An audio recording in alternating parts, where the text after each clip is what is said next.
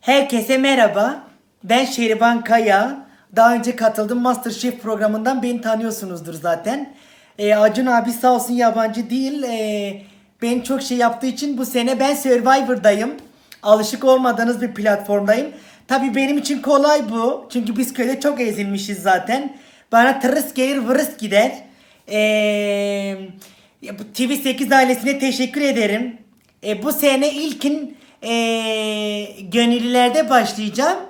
Ama Acun abiyle biz konuştuk. Araya adam falan koyduk. Zamanla beni ünlülere geçireceğini söyledi. Gönüllü ünlüyüm yani anlayacağınız. Survivor'a bomba gibi geliyorum. Karşı takımın babasının bacağına yapmaya geliyorum açıkçası. Çok çekişmeli. Çok ezberili.